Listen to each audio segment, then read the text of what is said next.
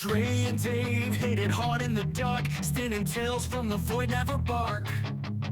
Movie shows they tear apart, dimensions clash, they ignite the spark.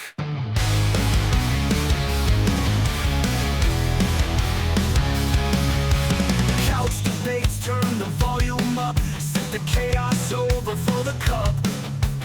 Alien worlds and twisted scenes, banter spreads like electric dreams. Outer dimensions ride the wave, Dre and Dave set flames ablaze, discussing bits and cosmic plays. Beyond the stars they find their praise. They find their praise.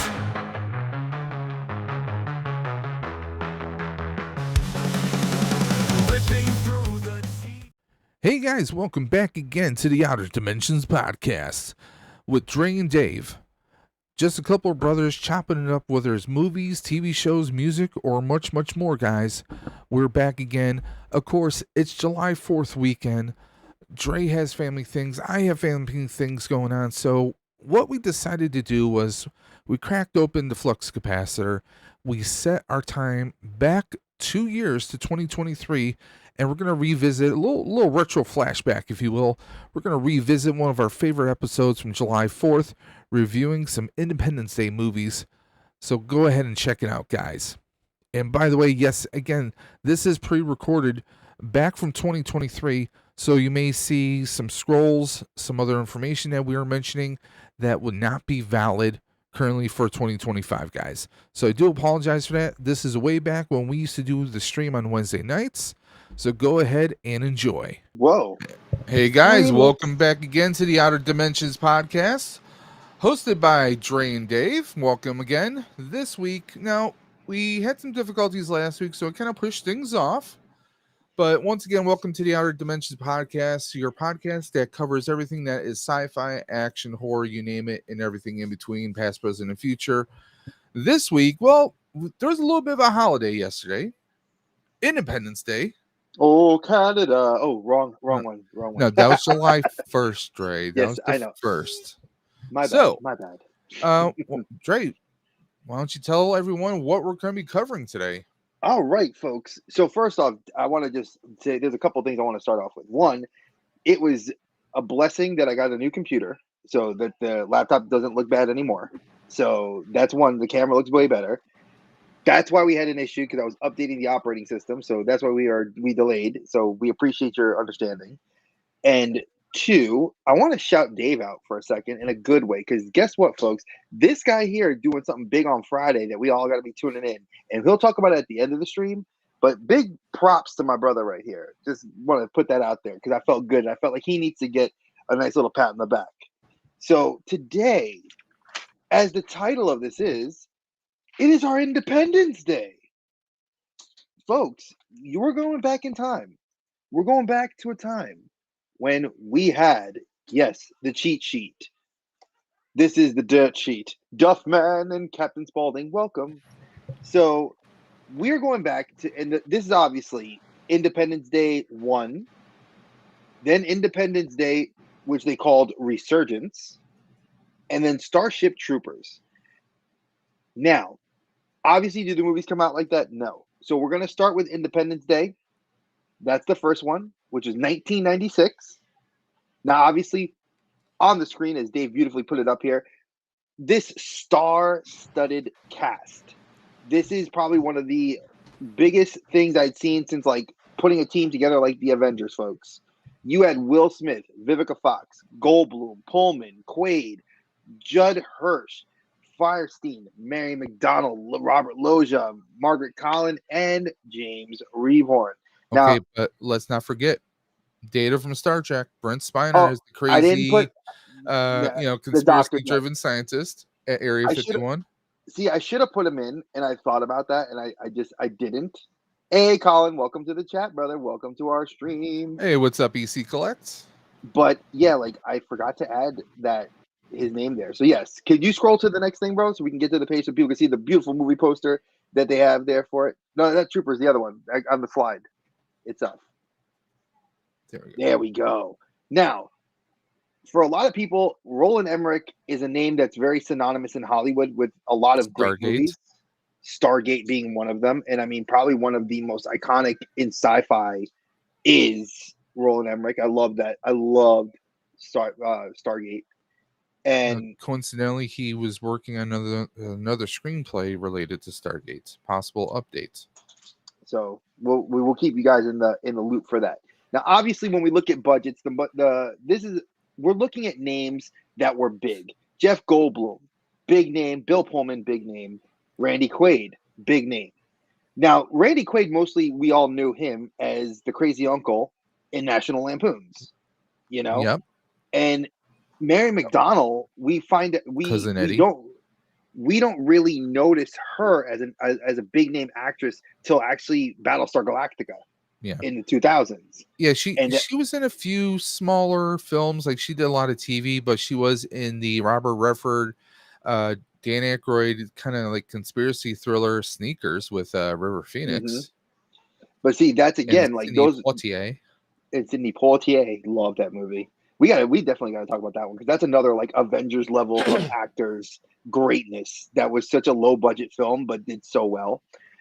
Obviously, when I talk about this movie, you have to look at the budget being $75 million, folks. Yes. For a movie to look at that, you're looking at paying Will Smith, who is making millions, hand over fist at NBC for The Fresh Prince of Bel-Air, was doing tons of music in the music industry. This is his beginnings. The rocket was strapped to his back, as they did. WWE did with Roman. NBC did with Will Smith, and Will Smith was smart to run off with it. Vivica Fox was more like kind of like the Vivica A. after, because there was Vivica another A. Fox. actress at the time going by Yes. Vivica Fox. So Vivica A. Fox, thank you for correcting me. She was bigger in the more like Fox network shows. Like we saw her on Martin. We saw her on a couple like she did like a lot of comedies. Like she was doing like Have Plenty with Jamie Foxx and a few others. So I mean, yeah, she was definitely like, she had looks, And she's a beautiful woman, and she did really well. Now, obviously, Bill Pullman, great actor. Jeff Goldblum, I mean, and Randy Quaid, like I said, Judd Hirsch. I mean, Judd Hirsch is a great actor, done so much. He did sitcoms. He was on Taxi and Dear John in the 80s and early 90s. But I mean, he was great playing Goldblum's father. I mean, the two of them, great chemistry. And very natural. Jeff Goldblum was not. He was, he's normally the leading man. So it was kind of nice to see him kind of like, he's sharing screen time. Like him and Will Smith have to become buddies. About what the third act of the movie basically. Pretty much, yeah. It was, it's kind of cool seeing like, because I mean, we had Bill Pullman as the president. Randy Quaid is the crazy. Well, yeah, far-fetched there, right? The crazy guy who claims that he was abducted once upon a time, but he's a pilot and they need pilots. Was it Adam Baldwin? Adam Baldwin is in here before he did Chuck and a whole host of other shows and movies. He's very early in this. But yeah, I mean, it's like you said, it's a star-studded cast. I mean, they even had, now there was another Fresh Prince alumni in this movie. Who? The young actor who played Vivica A. Fox's son also played Nicky on Fresh Prince of Bel-Air, which is Will's youngest cousin after Aunt Viv had a baby. That's right. Vivica, Viv. High five. High five. Conspiracy. There you go. High five. So yeah, folks, like this is just going down that cast. Now, obviously, again, worldwide box office, $817 million. This was the summer movie. I remember going to see this in the theaters. I was in college. I had just actually, this was right. I was going into college. So it was my freshman year. And I remember going in that summer with my mom. We went to go see it, and we were just like, it was just a blast. Like, my mom was totally blown away by the visuals, because you got to think the special effects on this movie was came fantastic. out on July 4th or around July 4th, if I remember correctly. July 3rd. Or July 3rd, yeah. Now, mind you, we didn't get the Thursday night releases, folks. This was like this was before screener parties and all that stuff that we see now. So we didn't get advanced tickets. We saw this July 3rd in a full theater. You know, my mom and I loved it, and may she rest in peace. Because my mom was very picky with movies, but like this was one of the movies she loved. And just to confirm, this was, I mean, this I would say this is probably was Will Smith's big blockbuster, because before that he was in, you know, Made in America, 6 Degrees of Separation, which really they were kind of a 6 Degrees of Separation. That's a fantastic film. Made in America was kind of not really. It was kind of like a semi-flop. He played like a small background character in that. Yeah, Made in America. But Bad Boys was 1995. Yeah, Bad Boys. I think that blew him up. I think if it wasn't for Bad Boys, he might not have been looked at for Independence Day. But just want to throw that out there. I think. And Men in Black came after that, of course. And Wild Wild West came after that. Yeah, so eventually all these action roles that eventually we start seeing Will Smith in, like the Gemini Man. So he got typecast for punching people. Very much so. Chris Rock. What? Get my wife's name out. Oh, they've already photoshopped it so that it looks like he's punching the alien now on stage. I love it. Welcome to Earth. Pop. That's like, come on, folks. The pop culture line is like everybody I've seen when you looked at memes and animated GIFs at the time. That's what it was. Now let's talk runtime. Obviously, for what we look at, and we've discussed this in other videos, and for people that are listening on the podcast, when we look at movies that are anything, I would say past 94 or 92, anything past 92 became an average of a minimum of 2 hours in the theater you were sitting. And then especially for summer movies. Yeah, for the big blockbusters, because the kids were out of school, you know, date night, you know, it was you went to dinner. Tickets were cheaper back then. So we had $1.50 shows back in the day. Exactly. So you could have gone to see it then, but 145 minutes. So close to the 3 hour mark. That's about two hours. 2 hours 25 minutes. Yeah. So, Joe, welcome to the chat. Thank you so much for stopping by. What's going on, JMC Collects? So that's this right here. But I'm gonna cover something that it says here in the right here. It said that the inside of the movies that it was going up against at the time was Twister and Mission Impossible. Now, obviously, Mission Impossible 1, we had Tom Cruise. Twister, you had Bill Paxton. Yep. And another Bill. Helen Hunt. Yeah, another Helen Bill. Hunt, you know. And Helen Hunt. And Twister was a fantastic movie. That was like, you know. Carrie always is the pivotal bad guy in there. God, that was so, of course. I mean, but with that, it kind of wasn't all that much of a contest, because Mission Impossible, unless people grew up, because, you know, with it being 1996, people, you know, by that time, like, there was a Mission Impossible TV series back in the 60s. So unless people really knew or watched those reruns with relatives, they weren't really well known. Like, they didn't know what the premise was of that. Independence Day, you know, we had a familiarity with it. You know, or at least, you know, the whole aliens coming to, because I mean, the big thing was in the commercial and the trailers, we got to see the ship blowing up the White House. We saw that in the trailer. So that was like, oh, we've never seen this before. We kind of have to go check this out. And we got, you know, everyone wanted to see Will Smith because of Fresh Prince. And Bad Boys, because we had, like you just said, the year before we had Bad Boys in theaters with Martin Lawrence. I mean, aside from Bad Boys, you know, 2 hour movie, maybe an hour and 45 minutes, whatever. The thing is, we were growing up in high school. You know, everyone was talking. You know, Tuesday morning in school, everyone was talking about, yo, did you see Fresh Prince last night? We were talking about that. I mean, so Will Smith was, I mean, you know, he was in everyone's home. You know, he was that friend you grew up. So like, oh, Will Smith's got a movie coming out. We got to check this out. So I mean, you had that draw. I mean, for the, you know, for the adults, for, you know, the older crowd, yes, you had Judge Hirsch or Judge Hirsch. I mean, we had Robert Loggia. I mean, he's a great actor. Harvey Feinstein, we had all these other people that, like, yeah, just going to draw it in. So it had something for everyone. Yeah, It had something for everyone. Robert Loggia was just huge. Now I want to read something that we have here because I can't. It's obviously for you guys. It's blocked, and for obviously again, I'm doing this for the podcast for you guys listening.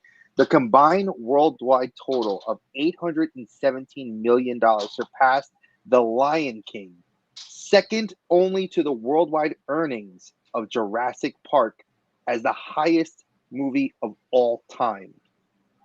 So let that sink in, folks. Yeah. For 1996, this was the highest grossing movie, topping out The Lion King, an animated film, and then another blockbuster with Jeff Goldblum in it, And Jurassic Park. I think we also have to bring up something else.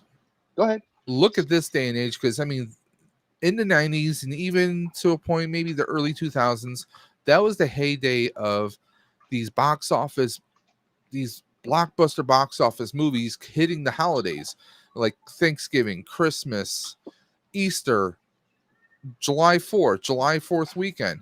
Now, unfortunately, because of what that happened in the world for a few years, hint, hint, movies in theaters have a different kind of algorithm, if you will, a different kind of chemistry going on these days. We had one movie come out this weekend, if I'm correct, and that was Indiana Jones. No, it was two. What else came out?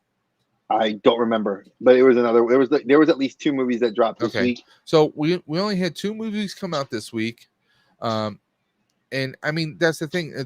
But were they box office? Were they blockbusters? No, we haven't had a real big blockbuster hit on for the summer around July 4th weekend for a good minute. And that's sad because when you think about this, like and I know that other people have talked about this. I'm gonna throw a little love to our boy Carlos T3 Collects. He was talking with Sejaman on Friday night that they were looking at movies like blockbusters and they were going over some of the numbers. And when you just look at the numbers crunch, blockbusters are just not what they used to be. And exactly like Dave was saying, it's the times.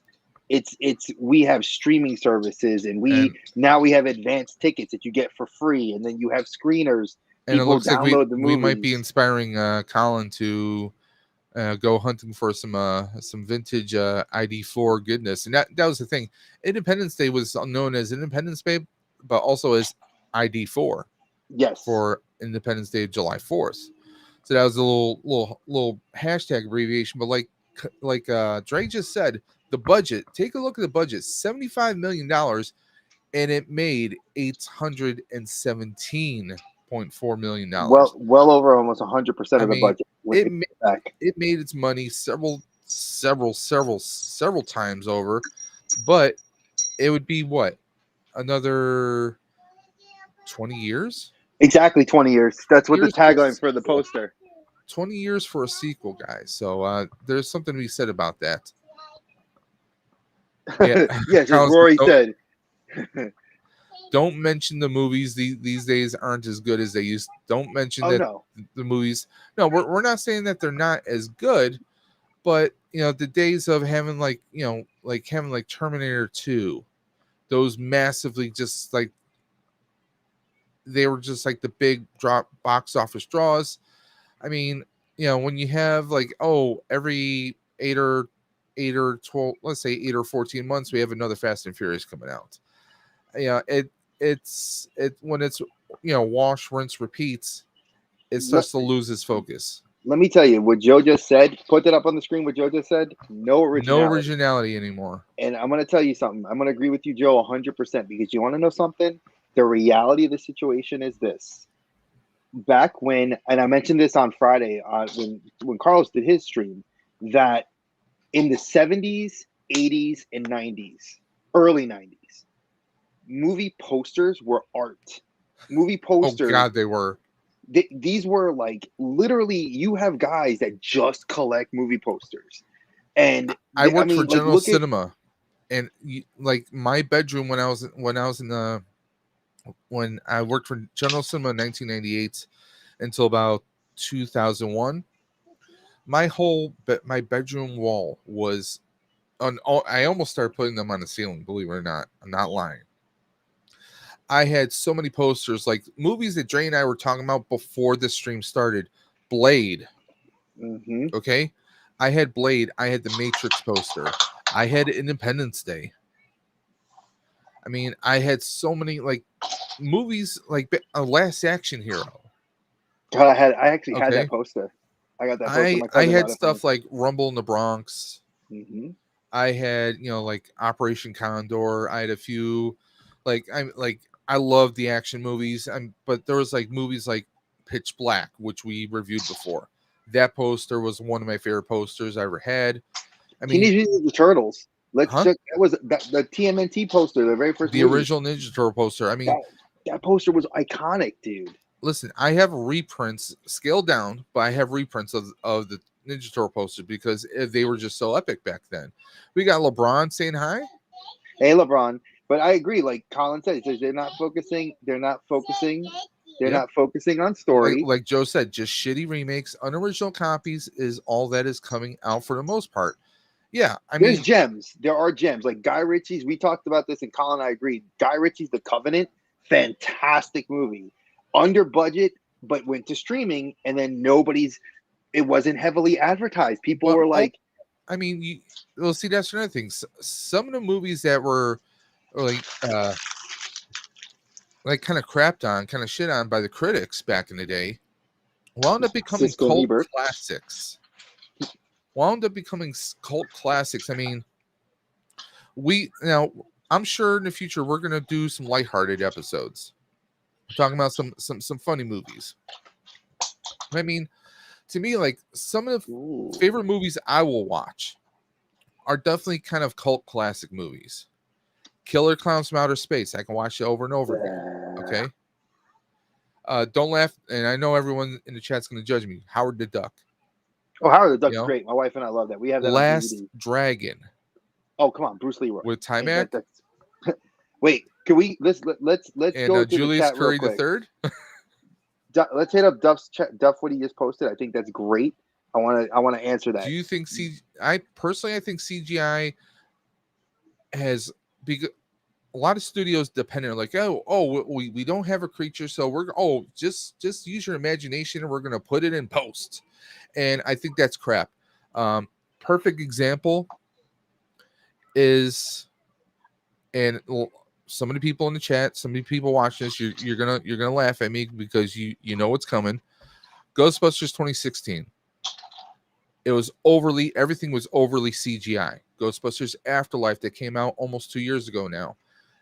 There was practical effects. They had some CGI, but most of it was practical effects. That is something I think is sorely missing. Look at Gremlins. An 80s movie, but Gremlins, they made the Gremlins look so damn real. Okay? Not even just that. Like, again, prosthetic makeup. Okay, that is something that is lost. I mean, take Legend.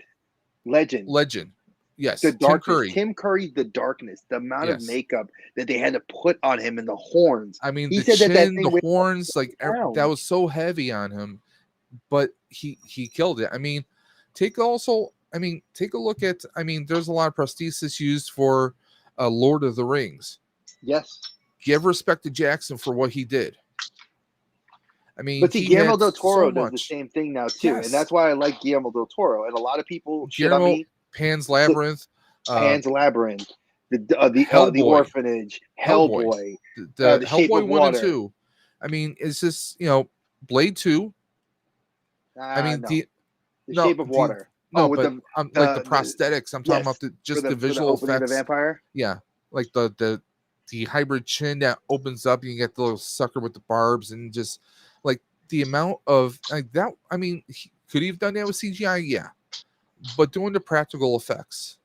I mean, which was a good effect because we missed that stuff. Anyone who's a big movie fan, you might hear this. You might know this name, Michael Westmore. Okay, if you don't, Michael Westmore was the front runner, was the man on the front lines from the 80s all the way through Oh, hell, even in the 70s, doing any kind of special effects, any kind of makeup application, whether it was just standard makeup or doing prosthesis, he was the man. Okay, there is the Westmore School of makeup and visual effects. I mean, Michael Westmore, he was doing Star Trek, he was doing Aliens, his people did everything out there. Dude, think what we were just talking about when we reviewed Hellraiser. Yeah, The amount of prosthesis that went into Pinhead, and yes, we can go down the whole gamut of all this. oh, definitely. But I'm loving the chat. You guys are doing really great with this stuff, and I'm not ignoring you. But Joe, I want to just tap on you before we move forward. It hurts the acting and storytelling. I agree 100% with you. What his comment right here says, you really don't even see commercials anymore. Do you know where we see this stuff now? There's TV has stopped doing it. Where you start looking for your trailers is we look at the websites like Bleeding Cool or Comic Book News or CBR. Yeah, you know, but also some of YouTube. those you got to be careful with. Like anyone who reads stories from We Got This Covered, I'm sorry, you need to check yourself before you wreck yourself, man. That's all I gotta say. There's some false news websites out there. You got to be careful. But honestly, some people might think this is kind of weird. I don't watch live TV. Neither do I. A lot of my time I'm watching stuff on streaming services, or I'm on YouTube doing stuff with all my friends, or researching videos.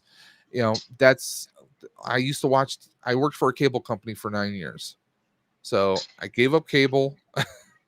And it is what it is. But yeah, you don't see commercial advertising. I mean, how many times you're seeing like big banners, big billboards of movies that were coming out? We don't see that anymore. Now, mind you, you do at the parks though. Like, so if you go to Universal Studios, New York City, yes.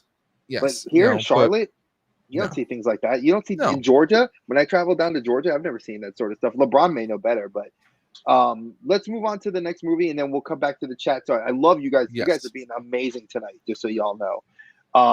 Now we're gonna fast forward a year later into the fall. Now again, one thing Dave mentioned earlier is seasons for movies. So when you look at Independence Day was the summer blockbuster. We know that when movies hit the fall, it's usually either a Christmas movie. If you're around the November time, you're like a horror movie, and you don't really do too well until you get into the new year, because usually the new year is where they start saying, hey, that blockbuster you waited all year for, it's coming out. This movie was, I mean, honestly, like I really recently rewatched this. It's so good. It's aged very poorly. Oh yes. But when you watch this movie, because anyone who knows action movies, you can recognize that director's name, Paul Verhoeven, because he was the guy behind the original RoboCop movie. Mm-hmm. Okay, you get that now. Knowing that, or even if you don't know that, you're watching it, you can pick that up from the music, from the gratuitous gore, and also some of the bad acting. Oh, the bad acting! But you can even recognize one of the person who voices over like the fake news is our boy Red from that 70s show, who was also in RoboCop. Clarence Boddicker, Alex Murphy's murderer. So I mean, and let's be honest, this cast here, it's all pretty faces. These are not Oscar actors. I mean, Casper Van Dien. Dina Meyer. What was it? Casper Van Dien did that WB Tarzan show, which is actually not bad. No, but this, I think that was that might have been. That came after this. This came after that. No, but he did come back. He did come back to the series years later, though. Believe it or not. Yes, he did. Ironically enough, he did. We got Dina Meyer, who I remember her best as from as a Barbara Gordon in a wheelchair in Birds of Prey. For Oracle, for those of you who didn't know. Yep. Denise Richards before Wild Things and before Charlie Sheen. Jake Busey, son of Gary Busey, which you can tell the voice and everything, yeah. And PH, Neil Patrick Harris. And this is like a few years after Doogie Howser, I think. This is about is 4 quite a or few 5 years years after. after. Yeah, Yeah. this is about 4 or 5 years after Doogie Howser. And I mean, well, honestly, decades before How I Met Your Mother. But Neil Patrick Harris did a lot of great stuff. Hey, Collecting with Yeah. Cool, thanks for coming through. Hey, what's up? Michael Collecting Cool saying, Ironside. hey, what? Yes, So Michael I'm gonna Ironside, who I mean, Sequest. Sequest, Highlander 2, The Wait, Quickening, now let's also not forget. Now The people Next think Karate Michael, Kid. the next Karate Kid, Michael Ironside, folks, was huge into TV shows in the 80s, but he also Also in 2000s, he in the 2000s, but he also voiced Splinter Cell, the main yes, character, and he carried his voice because I remember I bought an Xbox 360 just to play that Splinter Cell game, which is yeah, but still to this he day voiced a lot of other amazing. people. He also actually voiced Darkseid for a quick minute during the Yes, Justice he League and did. Justice League Unlimited series. He also played live action Sam Lane, General Sam Mhm. Lane on Smallville. Yes, he did. So opposite Tom Welling, and Tom Welling got a good workshop between working with John Schneider, Christopher Reeve, Margot Kidder appeared on there. Just The so original many people. Supergirl, John Glover. John Glover was on. I mean, he had a Yeah. all-star cast on there. And I mean, one person I would love to work alongside would be Michael Ironside, because I mean he's that gruff guy who's known for being like just that a total jackass, But total asshole, he does hard that ass, military role but really he could well. also play that, like you said, Sequest 2032. He was that hard ass, but he could also be supportive, and I think that definitely showcased him a lot. And of course, Patrick Muldoon was in there, but Tick. we're also forgetting someone here. This is A who did bad I guy, forget? who appeared in Highlander 1, who also voiced Lex Luthor in Justice League Oh my Unlimited. goodness. Oh God. A I person can't. who is also voiced on the Slade SpongeBob Wilson. cartoon. I know. Mr. Krabby. Mr. Krabby. I know. Yes. I love how he always gets me. I always miss at least one name, folks. So it's okay for those that listen to the podcast. This is my brother from another. He can make fun of me because I do forget I know who the actor is, but I always forget to put their name in. So I always I'm like, is it too many names? He's got a great kind of a voice, and he Slade. plays the drill sergeant in this. Slade Wilson. Yeah. Freaking. I mean, he's Mr. Krabby. I mean, obviously we all know who we're talking about. And he was also in Deadwood. He was also in. He was in John Wick. 4. So I mean, I can go down the list, but I want to talk about some things about this movie that a lot of people didn't know. And when I did a deep dive into this movie and really got to kind of pick the bones of it, it's an interesting premise. So this is actually based Clancy on Brown. Thank you, Clancy Brown. This is based on a 1959 book by the original writer. Now, this was a sci-fi kind of back in the late 50s and kind of during the 40s. We had anthology magazines. These kind of like pulp serials that they. Thank you. That That's were what I just was looking for. These pulp, what they call them, dime novels, like just like you had the detective stuff back in the 20s and 30s. Back, then in the 40s and 50s, it was all about, well, in the late 50s and early 60s, we had the Race to the Moon. So sci-fi really wasn't sci-fi. I mean, you had writers like Isaac Asimov, you had H.G. Wells, Jules Verne, but there wasn't an actual category for sci-fi until really the 50s is where, in the 40s, they had radio serials of Flash Gordon and Buck Rogers, not the Buck Rogers we know from the 80s, but a variation of Buck Rogers way back then. I mean, that they really didn't have sci-fi. They didn't call it sci-fi, So everything was written as and you said Jules Verne is amazing. I mean, I loved. I mean, 20,000 Leagues Under the Sea. I mean, you can't go wrong. But the serials that Heinlein wrote were very politically driven. Now, obviously, here's where I get on my soapbox as a social studies teacher. Speaking of soapboxes, gotta say hi to Vern. Hey, Vern. Oakhurst Studios in the house. Hey, Oakhurst. Citizens. Now he's asking how we deep dive into this. Let me explain my process on how I deep dive this. So for me, I deep dive these movies a couple different ways. One of the ways I deep dive a movie is I go into not just the IMDb, I go into Take care, who Joe. the actors were. Yeah, Joe, we'll see you later, man. I deep dive a lot of the concepts of what the movie was, what was the ideas and everything else, and I try to like look into the directors, the producers, the writers, and get information about them to piece the story together. Now, obviously, Heinlein wrote the original novel, and it was a serial that wasn't really taken at all well, especially because of its political leanings. He felt that it was a very socialist, fascist regime that was going on at the time when he wrote this. Now, mind you, Definitely. look at the time period. You're looking at the Cold War, And so this is red versus blue. that's very reflective in here, like the regime, because the running tagline is, well, was it service guarantees citizenship. Which is And very like similar to the and Star there's Wars. right in the beginning of the film, well, not the early beginning, but after everyone is at boot camp, there's this one guy who wants to be a writer, the atypical war type thing where you get one person who wants to be a writer, and he's asking everyone, well, why did you sign up? And one person said, well, I want to have a family someday, and obviously citizenship helps a long way, getting a license to have a child. So yeah, it's definitely a regime where things are controlled, things are monitored, and like the one person says, oh, I want to go to Harvard, but we can't afford it, but if I do 2 years, well, me being a citizen, that's the service is going to pay for it. Whereas Rico is the opposite side. He got into Harvard, but he doesn't want to go because, well, he signs up for a girl. Atypical. Now, I'm not gonna go on the whole premise of why I think that this movie is a good view for any historian or anybody that has a kid that's interested in history to watch. I think it's a good watch, especially when you look at movies along the lines of Star Wars, where we see this kind of imperialism and a lot of other things that can bore the heck out of anybody that doesn't have several degrees in history like No myself. worries, collecting with cool.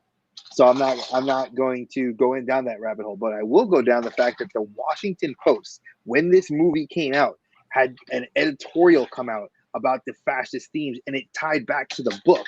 Then I went and looked at the book. Now you can buy the book at Barnes and Noble. It's on the shelf, but it's a reprint of a reprint. So you're not seeing. It's like there's been several edited versions. So there Yeah. are originals running I mean, around in the serial. that's why a lot of series book collectors, they want a first edition, because they're one publisher, let's say another publisher gets the rights, they make a few little changes here and there. It's like there's a term, and I hope I don't offend anyone. There's an old term teacher of mine used to say. He'd say in English, the writing class I was in, he says, the problem with telling stories is also what's called Chinese whispers.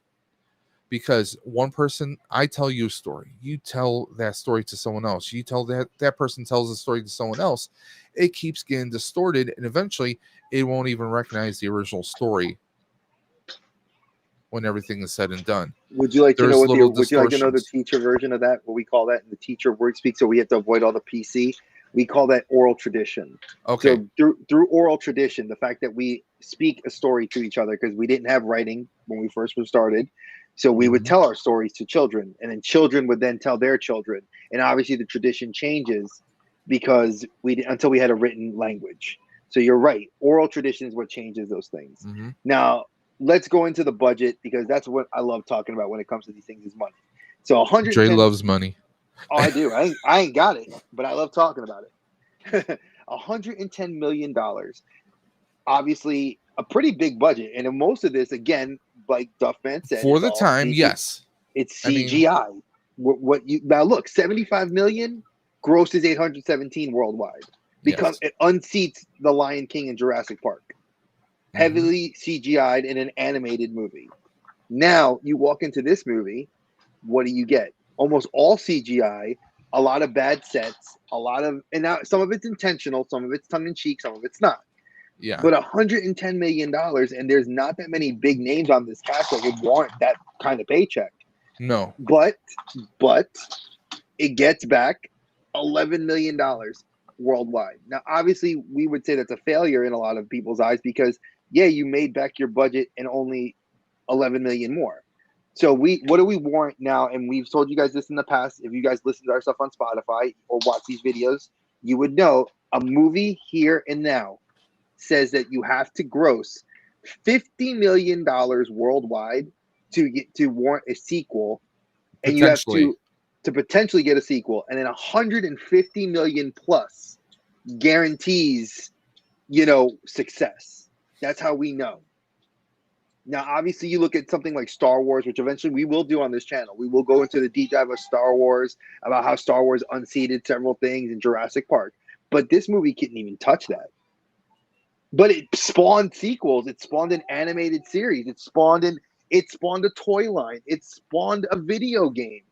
This movie spawned several sci-fi channel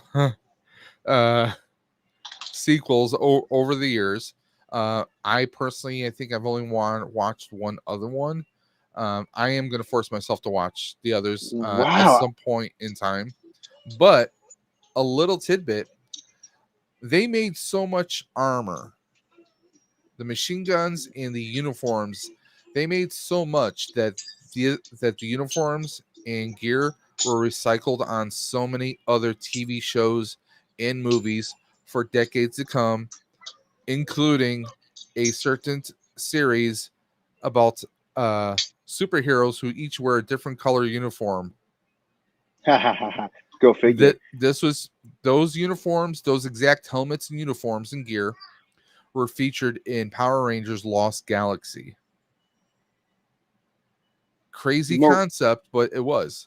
Hey, Mirage, I want to tell you something. The fact that you brought that up makes me very happy because I feel like I'm not the only anime nerd in here that reads visual novels. And I think that's freaking awesome that Muv-Luv, which I watched the anime Muv-Luv, but I never read the visual novel. But the fact that the visual novel was inspired by this, interesting.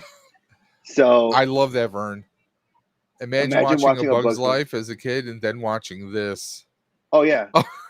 It would scare the crap out of me. I mean, I already have arachnophobia, which eventually we will do that one too. And because I was going through by the way, drive. guys, if you are watching this, if you're watching this on YouTube, please check out Mirage. He has an awesome he's an awesome content creator. He's got an amazing Facebook page. He's into anime and especially Gunpla. He hangs out with a good friend of the channel, Colbane Games, on Sunday nights in the Gunpla hangar. Amazing content. He's got an amazing page. You guys should definitely check it out. And by the way, if anyone has the link to that, please share that. LeBron, I think you're one of our mods, so if you could drop that in there, that'd be awesome. Or if anybody can drop it in there, we'd appreciate it. Yeah, Mirage, if you can drop your own link, please feel free to do so. Wait, Mirage, you're asking me if he said cultured and I do a hella recommend. Yes, visual novels are great. And I think people don't read enough of them. And I'm glad that the PlayStation Vita was the console to have to actually read a lot of these things if you play them through. So again, this movie, I could talk more about it. It's but not I don't Shakespeare. Really, it's not. It's a good popcorn movie, folks. And if y'all know what I say about a popcorn movie, here's a popcorn movie. You sit down, you eat the popcorn. You got a kid in the background like some mindless violence, a little bit of flirting. There's a little bit of nudity, a little bit, and I know that I got to watch that, but there's a little bit of nudity, some skin. And and in all honesty, I mean, it's for the time, for 1997. It's you get an action movie. The acting's not that great, but it's a fun little action movie. It takes place in parallel universe stars, and it's it's got a bit of I don't want to compare it, but it's kind of like a Pearl Harbor type situation. You got these bugs that are able to hurl these big asteroids at Earth. They strike out and take out Buenos Aires. I think so. If I remember correctly, Buenos Aires, and that just kind of reinvigorates all these young people who are already signing up. Now they want to sign up even more. So it's got kind of that kind of Pearl Harbor, and I hate to compare it, but also 9/11 kind of, you get a tragedy and you want to do something to fight back, and we definitely had that in the real world in Pearl Harbor, in Vietnam.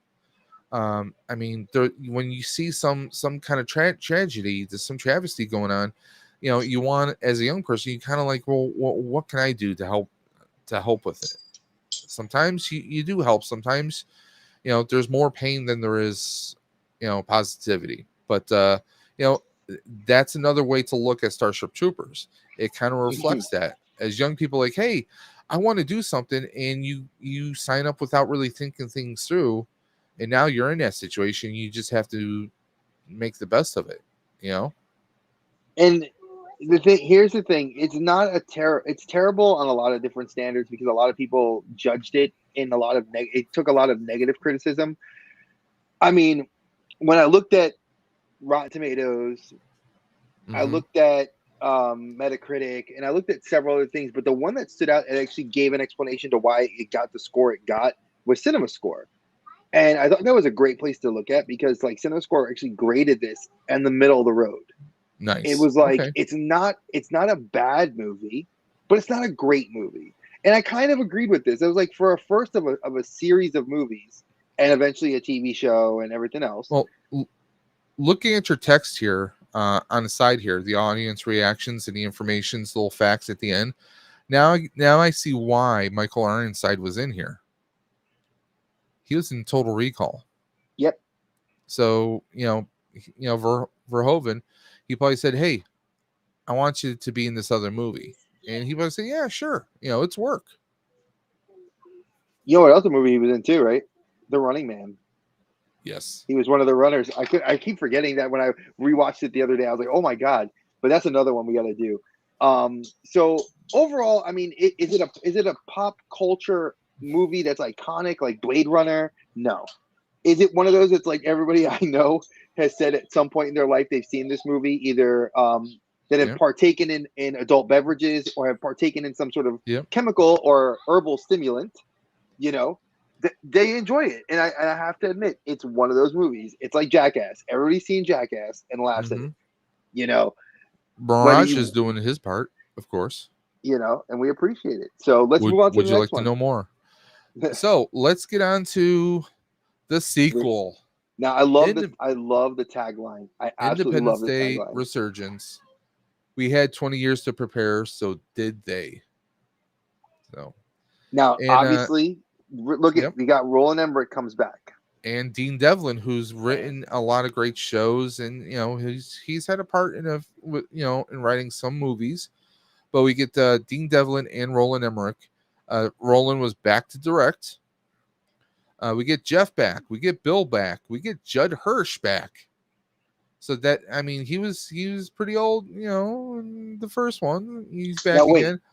Now, for those that are listening on the podcast, that are just audio hearing this, when we're going over the names, I'm smirking because I want you guys to laugh. That after he goes from Judd Hirsch, we're going to mention Liam Hemsworth. Yes. And then everybody else after that name is pretty much a relative unknown or has done nothing in the series of. And that's where I could see why this movie it made double its budget and kind of just did okay, but it made it off of its name sake more than it did off anything else. Yeah, I mean, let's just say some of the acting is, I don't want to say it's there, but Hemsworth, Liam being his brother. William Fichtner is a good actor. He's been in a lot of great movies and TV shows. All right, Travis Pope. And Fichtner, I have to push him because you know why? Go ahead, tell me why. He's from here, Cheektowaga, New York. He's a Western New Yorker. He comes back here several times a year. But I mean, he's been in a lot of great movies. He's been in movies like Crash. I mean, he's been in he even played Shredder basically in the Michael Bay Ninja Turtle movies. Mm-hmm. or no, he played a minion of Shredder. I mean, God, Bayverse. I keep forgetting he tried to mess the turtles up too. Black Hawk Like, Down. He was in Armageddon, Drive Angry. He's been in a whole host of movies. He's someone who kind of plays. He can play a background character, but he can also play a front runner too. And he was on that show Mom on CBS for a number of years. oh, Mom was actually not a bad Yeah, show. I actually enjoyed that show. Um, he but was even in Finding Steve McQueen.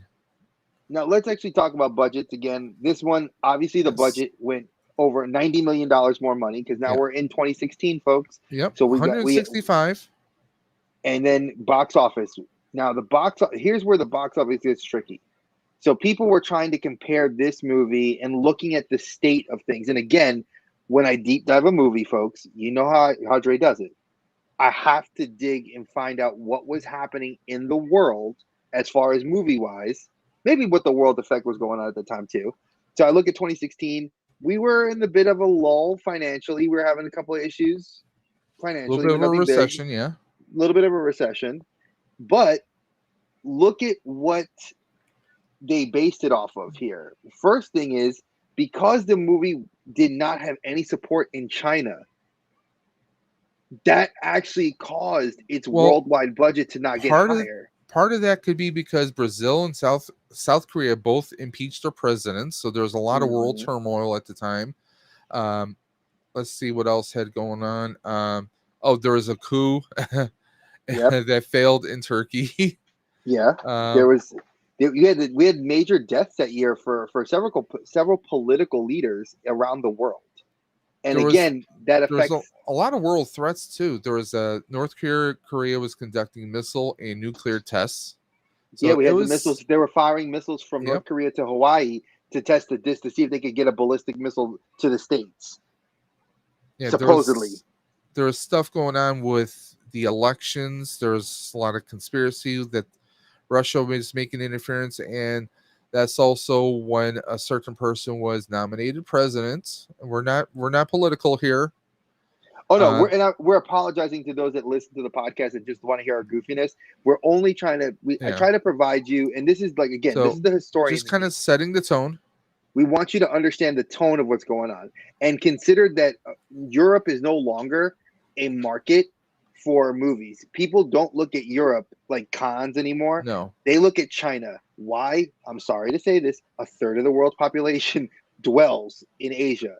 And that is a huge market. You have and India, there's no China, denying Japan, it. Korea. You cannot deny that those three major areas of Asia garner huge amounts of money, tech giants, everybody and goes there. and also a lot of movies fail commercially, internationally, because of that, because there are a lot of standards in that region, a lot of standards where they don't agree with certain kind of tones in a movie that they will rewrite or re-edit. They'll dub the voices so that it sounds like they're saying something else instead. They might change the title of a movie in other countries. Yeah, they've done that. We've seen that with Captain America. Yeah. Or we will see that. Sorry, when we do that, because we haven't done that yet. Well, yeah. I mean, the new Sam Wilson Captain America movie was going to be called New World Order, and now it's being Now it's called called something Brave New else. World. Brave New Yeah. World. Yes. So, I mean, we unfortunately, the Kyles and Karens do exist, and they are international. Now, here's something else interesting at the time, which I found funny. When this came out, I didn't realize that Finding Dory, which I absolutely love, came out the same month, earlier in the month. So now you had Finding Dory, which won, I think, the Academy Award that year for Best Animated Film. Mm-hmm. And that was the highest grossing movie for June of that year, 2016. So mind you, look at that, what's going on in the world. You got that going on. Yeah, we had a bit of recession. And then this comes out and people are like, you have to remember, we had 20 years, like the tagline said, we had 20 years to prepare. They did. We're all jacked up. Like, I remember when I was like, oh man, we're going to see some really good stuff. And I kind of walked in and it was like, oh, like you tried to ride on the coattails I of the mean, it success. was a And without shorter Will Smith, movie, it was a shorter movie. It was only an hour, 2 hours, barely 2 hours. And that includes your beginning Trailers. credits, Yeah. your end credits. So I mean, on average, a movie might have maybe about 5 or 6 minutes of credits.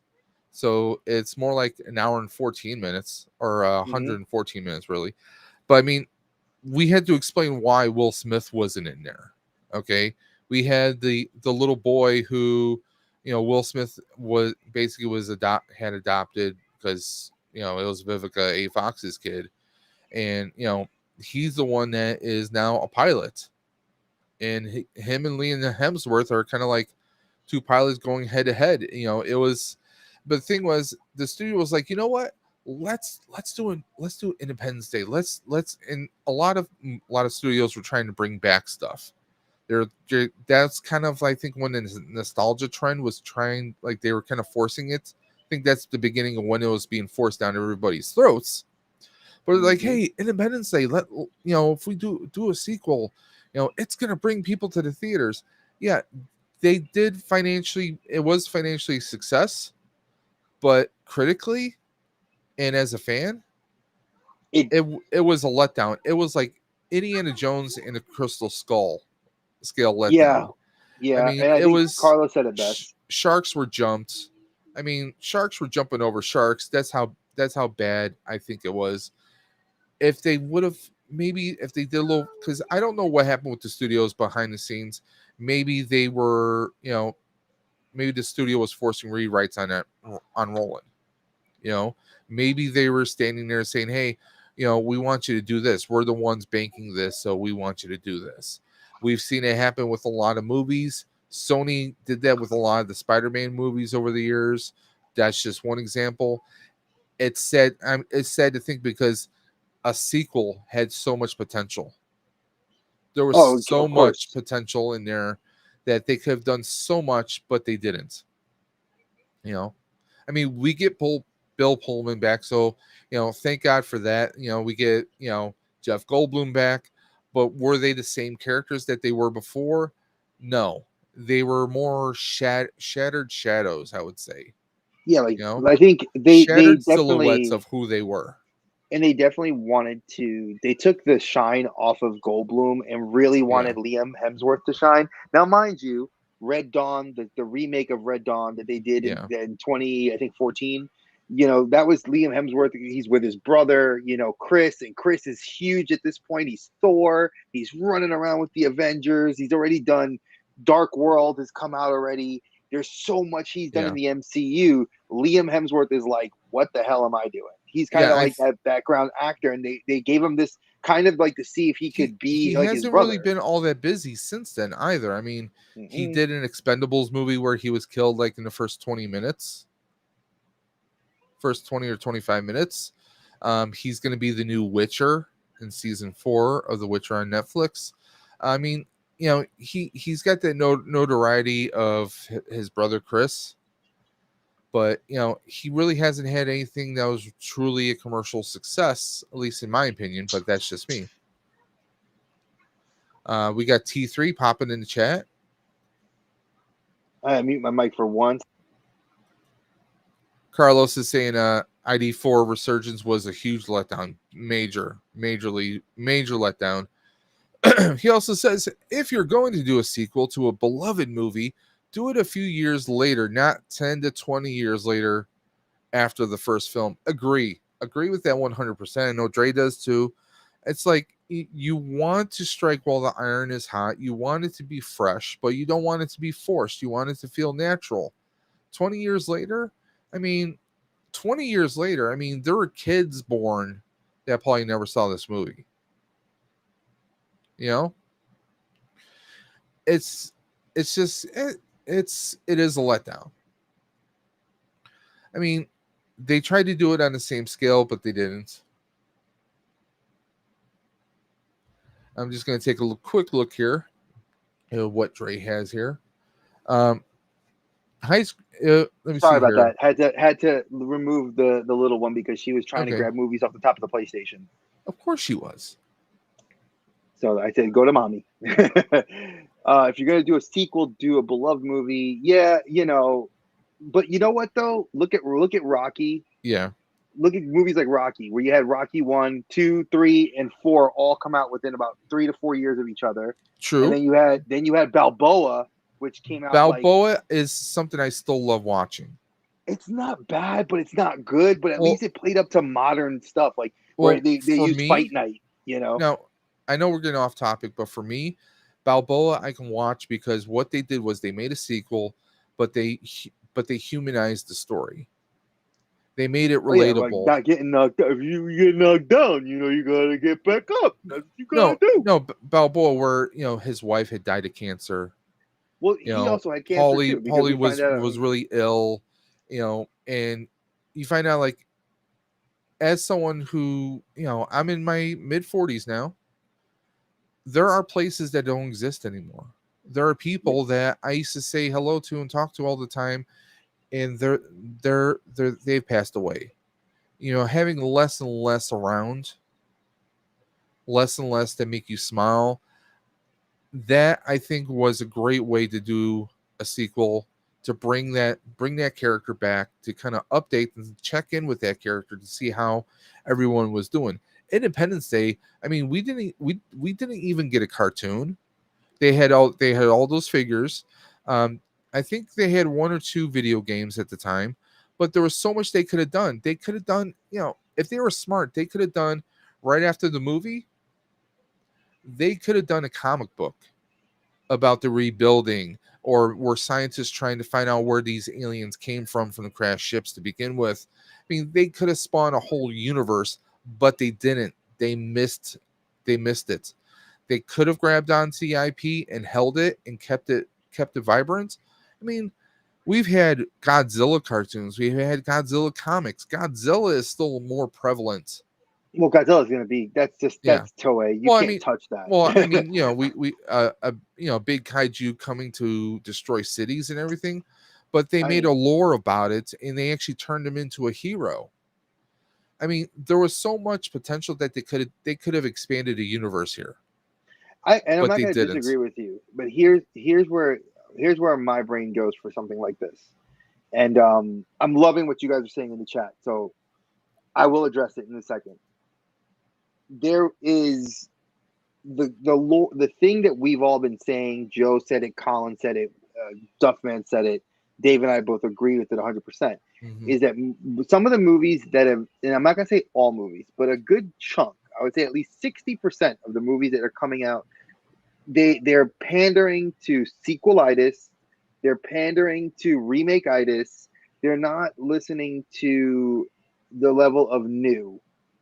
We're not listening to the idea of, wow, like this matters. Like what happened to the fan? And like Mirage says, Rocky 4 was probably one of the best Rocky films outside of Rocky 1. And then you get Balboa, which is a fantastic like send off, and then you get the Creed series, and you're looking at like Creed, and people are like, oh, that's no, it's not a multiverse thing. That's going down Yeah. Adonis' story. Now you're going on a whole different path, and that's the story I care about. Like, what happened with Adonis? Like, why is he the way he is? And they Well, loosely tied Rocky into it. Now here yeah. in Independence, we didn't get that. Like I said, it's like you had this, and Dave said it. I'm not even going to bear to repeat it. It's perfectly. He said it. There were so many missed opportunities. Pac Rim, Pacific Rim. For those of you that did Hmm. not watch the Guillermo del Toro, loved anime, and he loved Evangelion, big robots Yeah. fighting big monsters. They made a Pac Rim cartoon. There is a third movie coming out. There is two video games. There were toys. It is involved, and Netflix has a 3-season show Yes.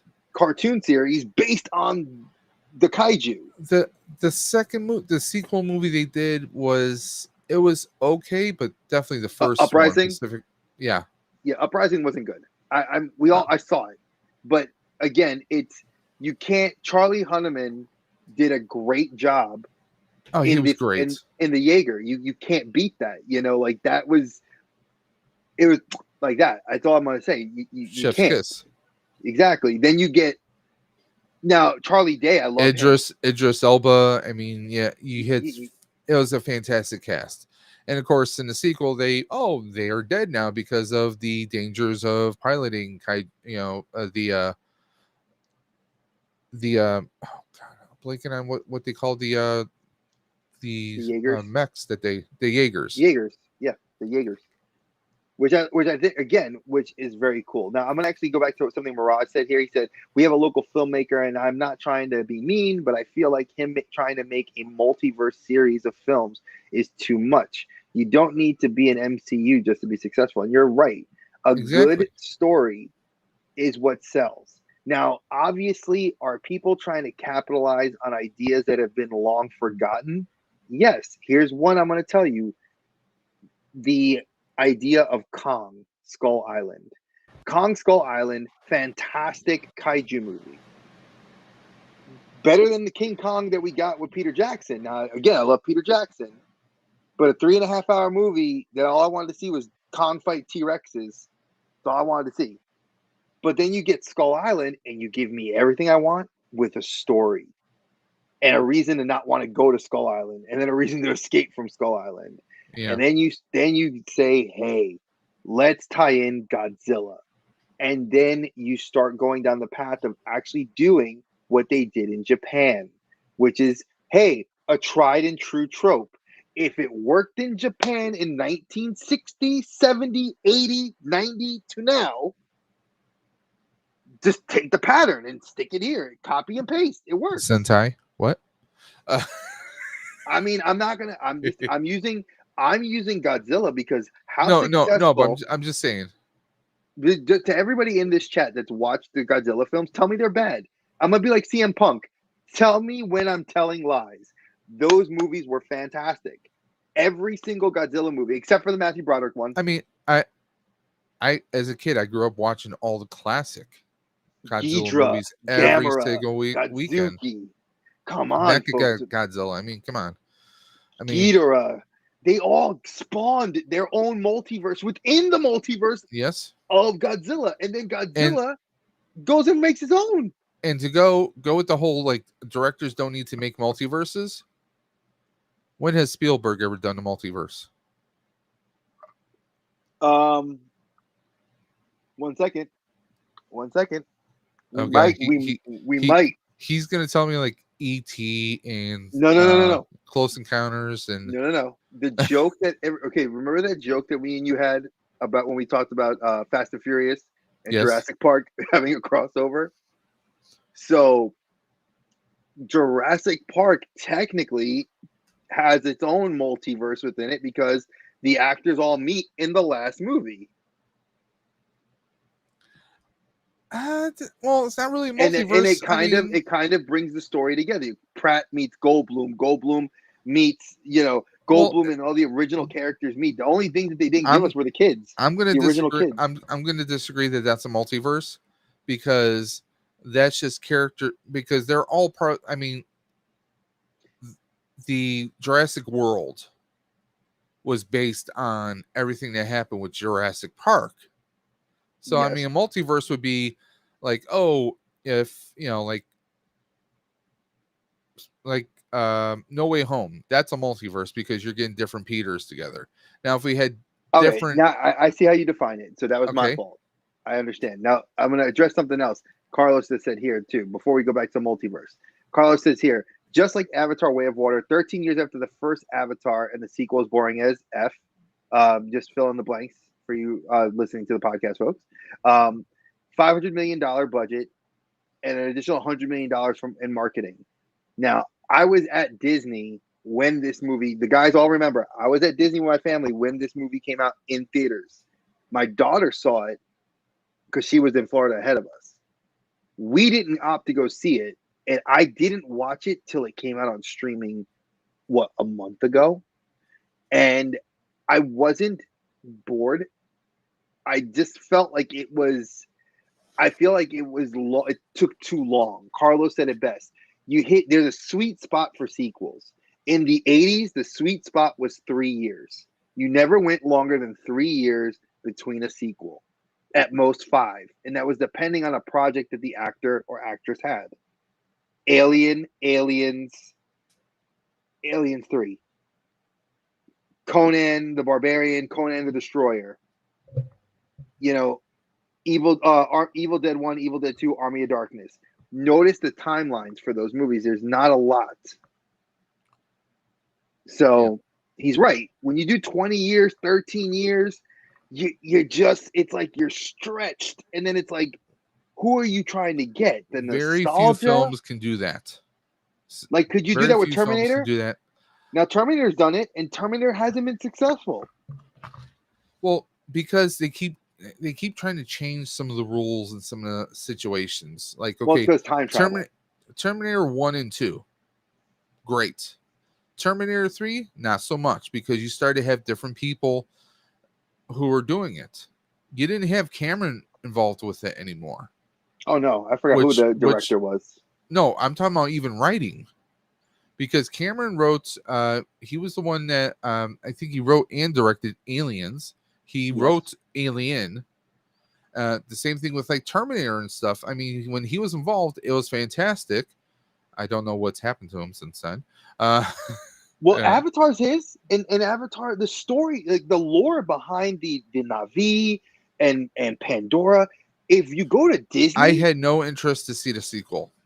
See, I'm going to tell you, I didn't have any interest in the sequel, but being when I was at Disney with the family and getting to walk around Pandora, and then you're immersed into it, it does draw you in. But that's the stuff that I like. I like lore. But 13 years, man. Yeah, I mean, you can't wait too long because, I mean, like I said, 20 years, you had people who could have been born in 1996.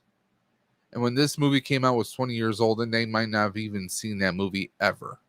Look at the market for kids. Who half the actors? There was a couple of actors that had passed away, like Robert Loggia, and I know, like Mary McDonald. She had moved on. She's done more. She's done cop dramas and everything else. So she was not trying to touch this with anything.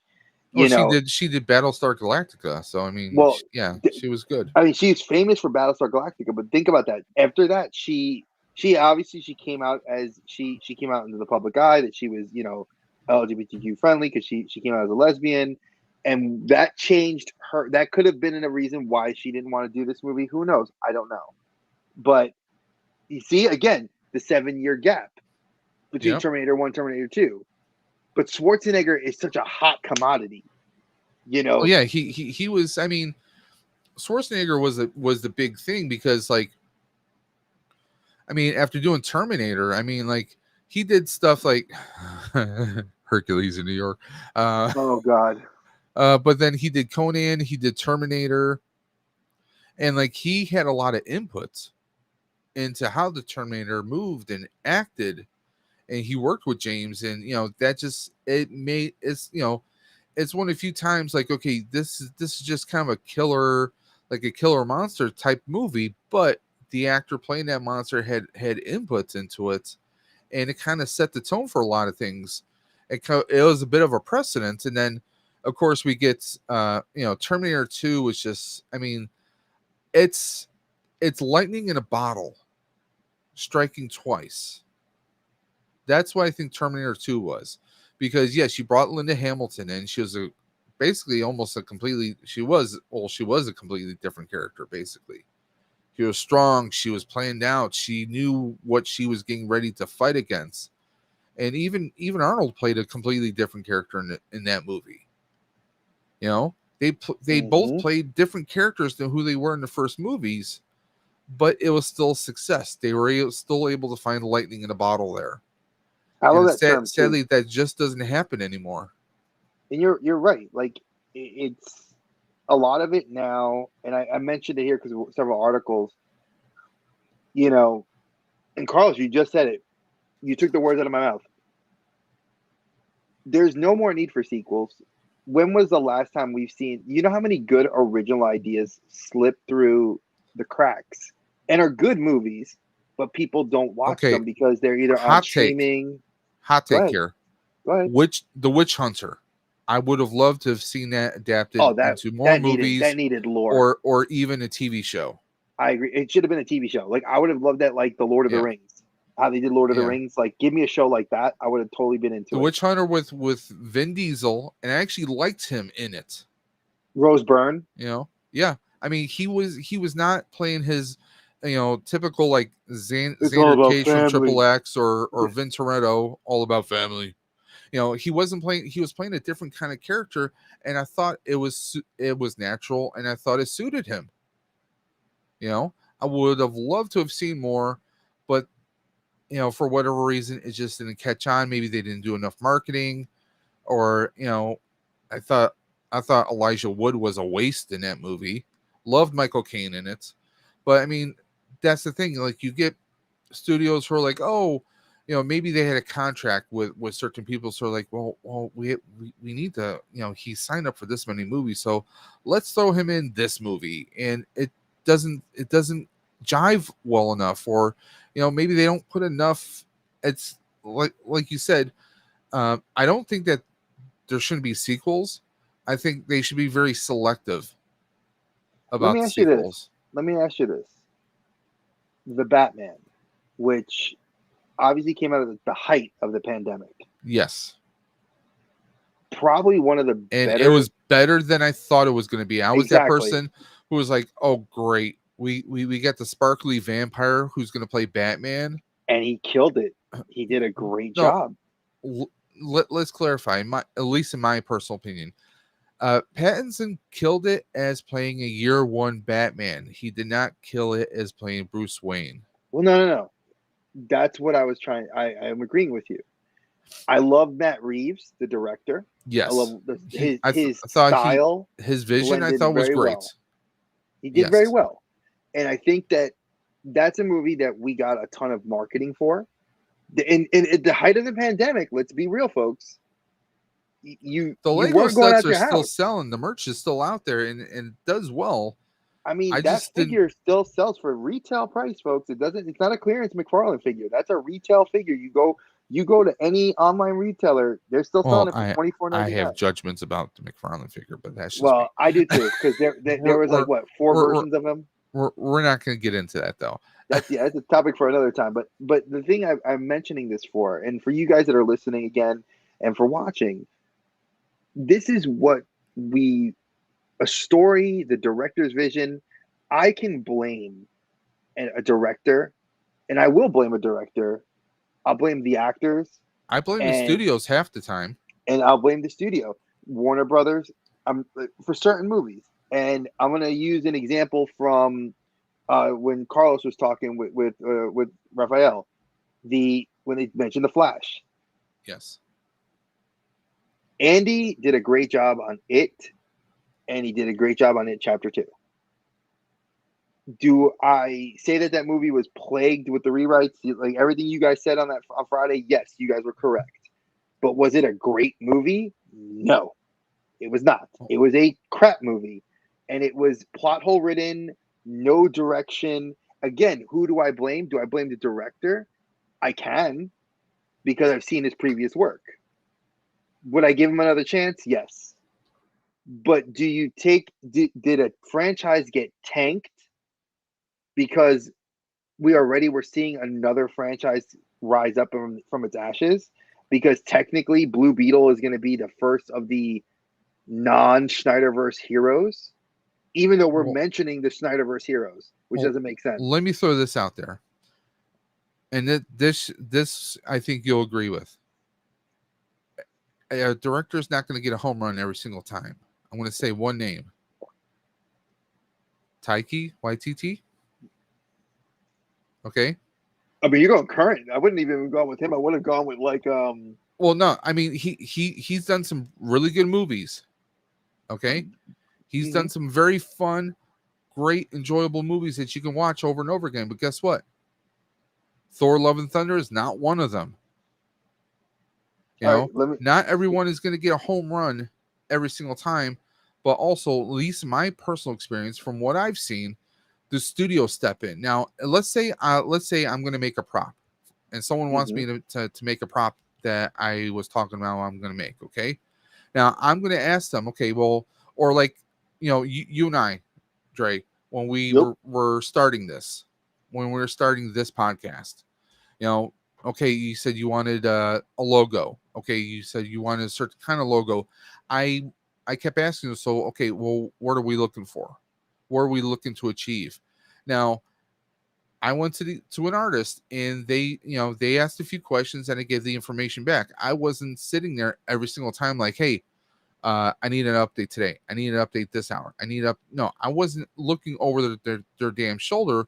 We gave them ideas when they had questions. They came to us and we got our logo. The studios don't do that. They are sitting there. They're looking over the directors and the writers and the producers' shoulders. They're constantly second guessing things like, oh, you should do this, you should do that. When the money is telling you to do that, you're kind of being held over, because if you don't, that studio might not ever hire you again. So it's kind of a double-edged sword right there. I mean, I've seen that with the Spider-Man movies, Hmm. the Toby and the Andrew movies. Let's be honest, we see that not just there. We see that with DC.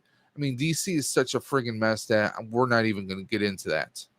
Okay, I mean, sometimes like, okay, same director.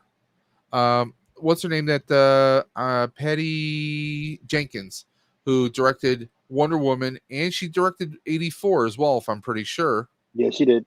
Okay, 84 tanked. It was a And 84 mess. tanked for It was several terrible. reasons. Let's look at it Yeah. also. It came out the height of the pandemic. It was another Okay. pandemic movie.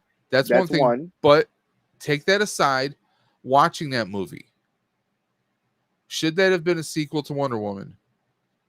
No, no, it wasn't I don't think it was a worthy sequel because Gal Gadot, Okay. she's a great actress. Yeah. She did the best job she could with the material she was given. The writing and the directing, but unfortunately, I think the studios got involved and it just fell apart. And I think that's part of the issue. I mean, there used to be years ago, studios would say, okay, here's the writer, you're the director, go ahead and make the movie within this time frame. If you start to fall behind, then that's when we start sending our minions down there to keep an eye on things and make sure everything is going according to the plan you presented to us, because you're doing this job for us, right? Mm-hmm. I mean, it used to be that way, but unfortunately that's not the way anymore. There's all this micromanaging. We don't just see it in our daily jobs, we see it with the movie studios. I mean, look at the streaming services. They're pulling stuff right now. Well, Disney, and that's the big problem with Disney. Not And that's Disney, a video. Netflix, Hulu. I mean, we're seeing it all across the gambit right now. Yeah, that's a video that I think Yeah. if you guys are interested in us seeing us actually talk about that, comment in the chat now and let us know in the comment section below, because it's a very big topic right now you about can why hit us up movies on are. Instagram and Twitter, and you can So- also message us all on the community tab as well. You can always message us in many different ways, and of course the Outer Dimensions podcast at gmail.com is our email address. So you guys have suggestions or something you want to see or something you want us to discuss or argue about, then I mean, honestly, this isn't an argument for Dave No. and I, because we'll tell you flat out, like, a lot of what I had this discussion with my wife, because strange worlds that came out, not the Star Trek Yes. show, but the animated TV series, the animated movie that came out on Disney that went straight to streaming, did not come out to theaters. Great movie, loved it, highly touted for representation across the spectrum. You had handy capable people, you had a child that was dabbling into their sexuality, trying to figure out where they fit. You had a biracial couple. You had a lot of tropes that Disney has never really mashed them all together, and I thought it was very well done, and especially a trope on something huge like the world not being what the world we perceive the world to be. I was like, a great movie. Well, now you can't watch it on streaming. You can buy it on Blu-ray. Another example of that is kind of Eternals. They Oh, flipped God, the script. They flipped the script on a lot of those characters. They're pushing agendas down people's throats. Carlos put Blue Beetle is a cop out because the Flash bombs and they need a win, so they don't tie it into the DC EU, the DC Comics expanded universe. Um, I He's right about like that. I have to admit, he's I right. honestly don't know. I don't know what to really expect with Blue Beetle. My only hope is that Blue Beetle could be possibly the foundation, because I'm going to throw this out there, and this might be a hot take with a lot of people. Is some people might say, is Blue Beetle a strong enough character to build a universe on? Yes, I mean, and okay, I'm biased. I'm you biased. you say yes. I know a little bit about Blue Beetle through Justice League Unlimited, a Young Justice, and some of the content that I've seen over the years. Okay, but I'm going to throw this out there.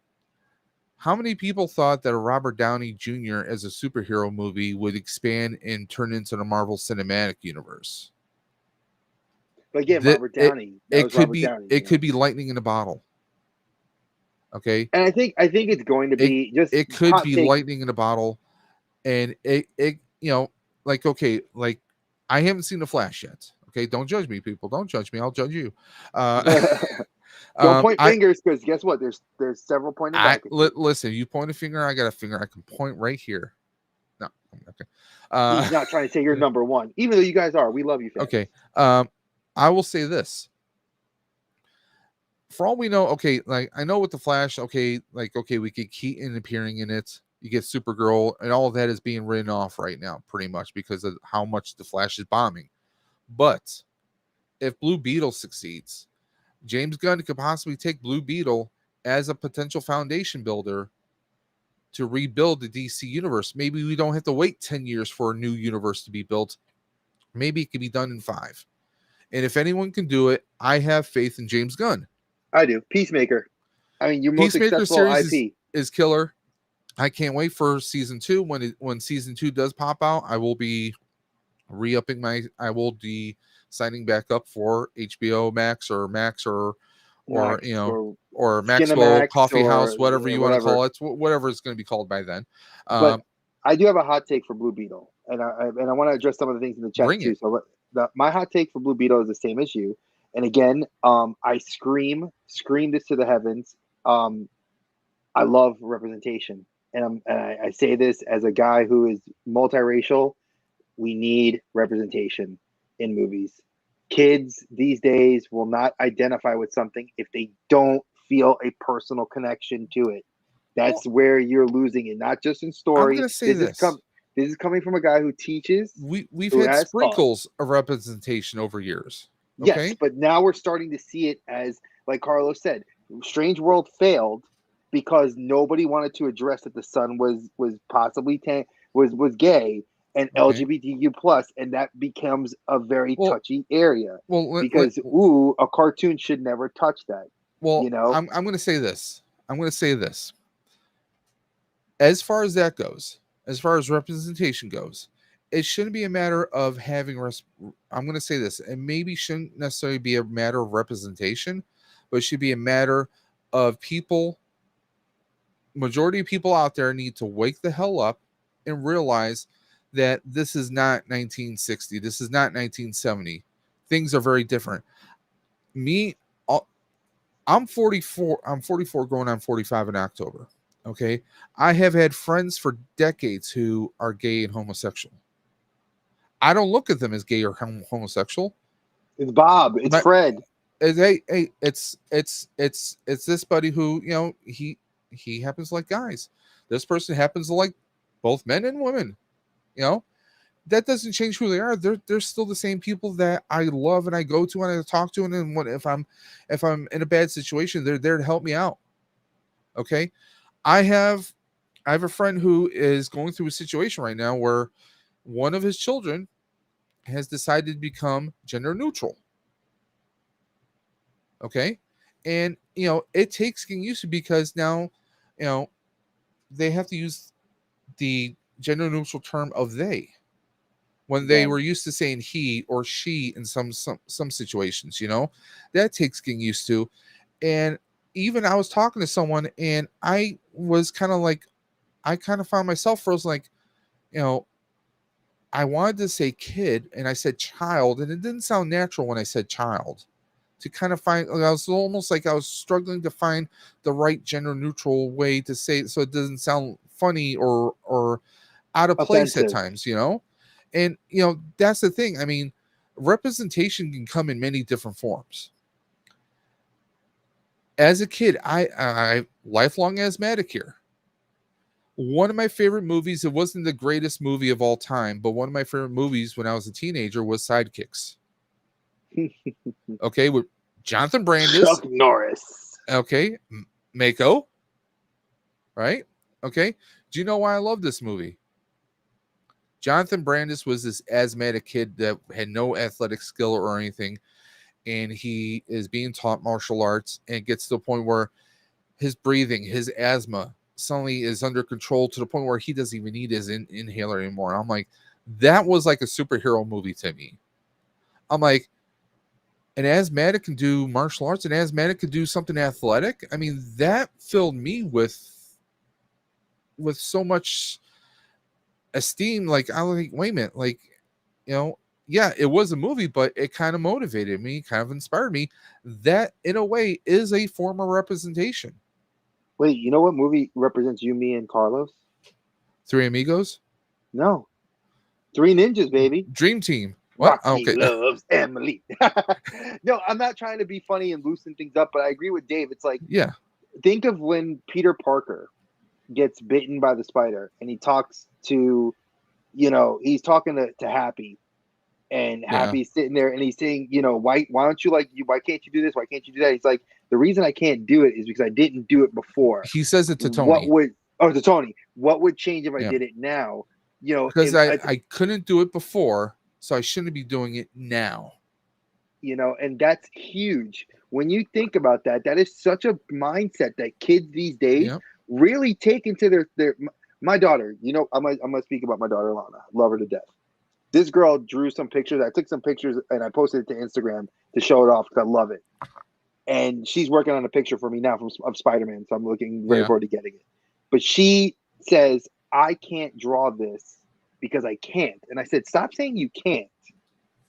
Say you can learn. Because when you put in your brain the break in your head that I can't do it, you're going to automatically slam on the brake and not try it. And I told her, I said, don't limit yourself. The greatest piece of advice I've ever been given in my life was not by a family member, was by an employer. Okay. My first job, I worked at a roller skating rink. And there was this is like my freshman year in college. And there was this one girl that I really liked. I just didn't think she would talk to me or anything. And my boss Brian, he could tell that something was bothering me. He said, "Hey, what's wrong?" And I told him, I said, "Well, how do I know? Like, I don't, there's this girl, but I don't think I'm good enough for her." He says, "How do you know? How do you know you're not good enough for her?" Very well said. And it's like we think like, oh well, what if this happens? Well, what if that doesn't happen? What if something else happens? When we're always our worst critics, but sometimes, that the two worst words are what if. What if I'm not good enough? Well, what if I'm more than good enough? And that stood, now that, mind you, that was like 97, 98, and that stuck with me all throughout the rest of my life, that you never know, and that's the great thing about some of these movies is they can open up so much. Now, personally, my feel on most networks and studios, they don't need to shove inclusion down our throat. It's already there. They need to just write it in natural ways. One way I'm going to say is this. Okay, like there are some people who I no longer speak to be perfectly honest. They hated Miss Marvel, the Disney series. They hated it. That was a good series. I loved it because it was natural. Like you weren't trying to shove down any kind of Indian or Middle Eastern families. You weren't trying to shove them down my throat. It was a natural family, and everything that she was exploring was very natural. If something is natural, and if they write it the right way, if they write it in a natural way, and not like, oh, this person's going to be, this person's Kamala Khan, yeah. gender neutral, this person has a special need of some kind, maybe this person is this or that or that and this, when you're writing them just to include a group in there, you're going to fail. When you're shoving things down my throat, okay, if I go to a restaurant and I want a burger, but all that they're serving is soup, well, I'm not going to eat there. I don't want soup. I want a burger. I want some onion rings. I want a milkshake, When you are forcing people to, have A, B, C, and D, and they have that all the time, they're not going to know anything good when they come across it. And I think that's another thing that happens with a lot of movies is we see A, B, C, and D. Like we see nothing against these movies, but we see John Wick. We see Fast and Furious. We see yet again another Mission Impossible coming through the pipeline, whether it's good or not. We're seeing all this stuff being repeated, but we're missing out on stuff that could be world breaking. Like some movies that I personally love, but they weren't necessarily major blockbusters. Bicentennial Man, What Dreams May Come. Okay, UGLY. You ain't got no alibi. You ugly. Bicentennial Man. No, I just think of whenever I think of that movie, I remember somebody had made a meme and they posted like that song to Robin Williams doing that. That's why I was laughing. But I mean, those are movies. They weren't necessarily major blockbusters, but those are movies that, like, it really, to me, those are what movies about 1 Hour Photo. That was a bit creepy. It was dark. But it was dark. great though. It's like it spotlighted a lot of and I'm not just pointing those out because they were both Robin Williams movies, but they were just very powerful movies that stuck with me.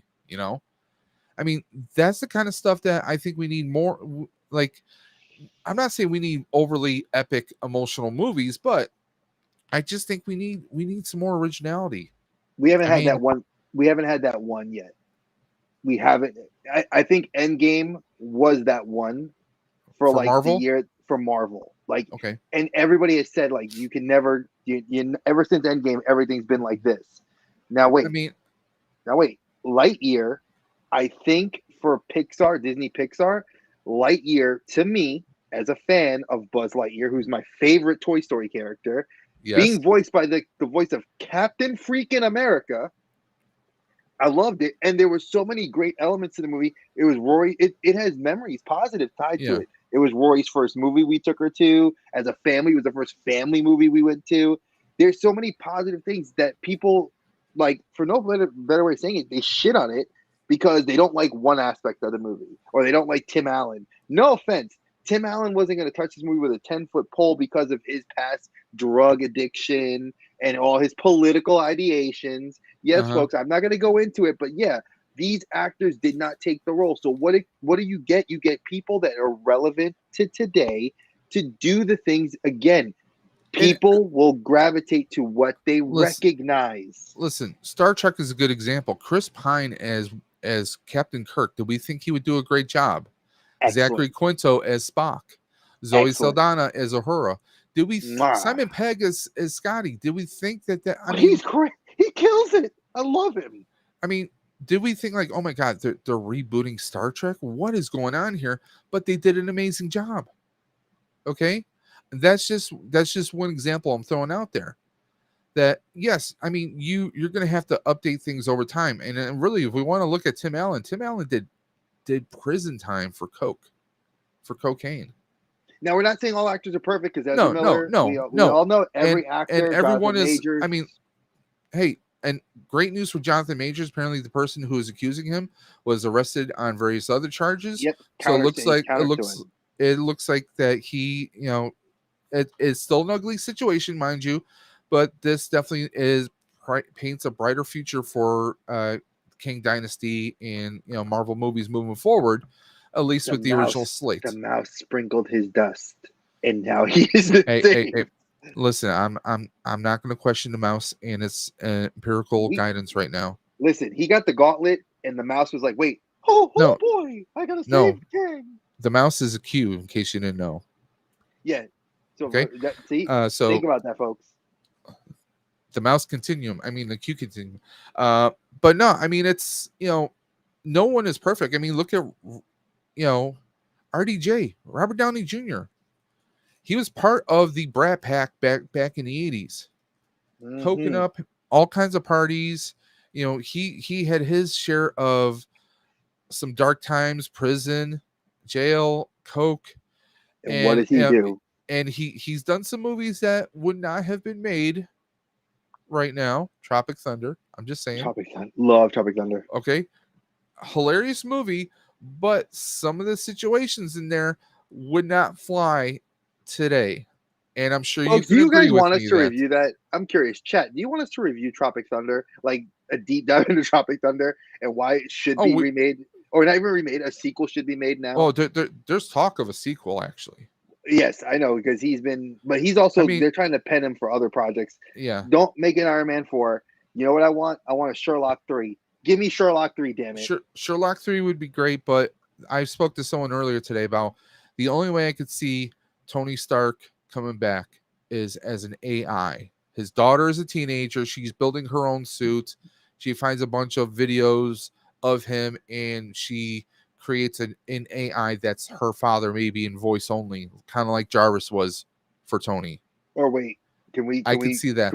Or Secret Invasion. There was a scroll, and then he died. It was a scroll the who one died. That died. Please don't. Please. No. That we see him come back as the scroll would take his form, because they are looking for DNA. But I'm not going to get into that. That's TV. We don't really touch TV on this channel. Hey, what if it was an LMD that actually died? That's all I'm saying. Hey, look at that. That's another thing, folks. That's Agents of S.H.I.E.L.D. is canon. So shut the hell up, people. No. Oh God, I know. But let's just say this.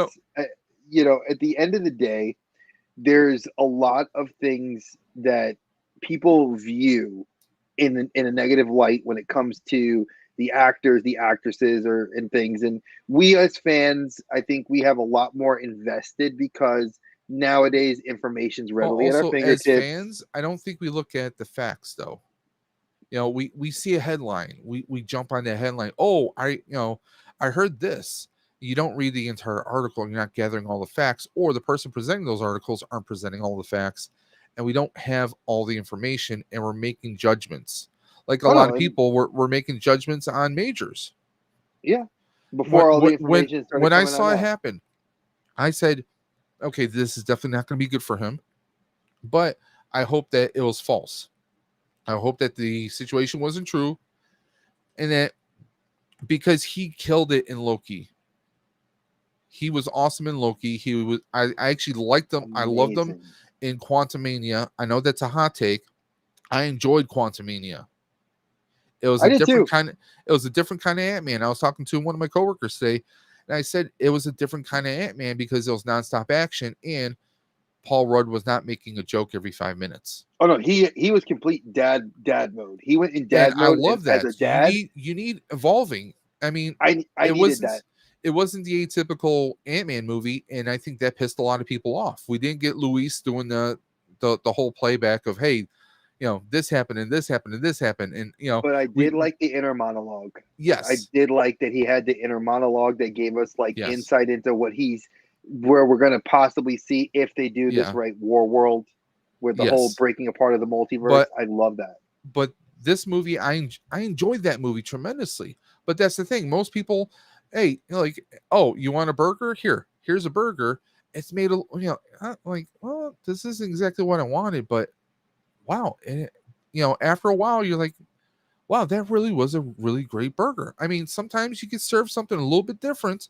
It takes a couple bites for you to really get the flavor, really get the taste of it, and oh, wow. And I think that's what's missing with a lot of people. They see something different. They're like, well, I don't like this. How do you know you don't like it unless you try it? Man, that's a parent thing right there. I say that all Okay. the time.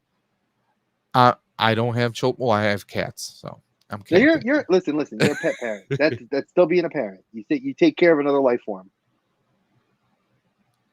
But I mean, that's where I stand on that. So Again, folks, for those of you that listen, and I know that some people are like, "Oh my God, this podcast went we didn't go political." We're just telling you guys the no, things that these are things that bring up a lot of.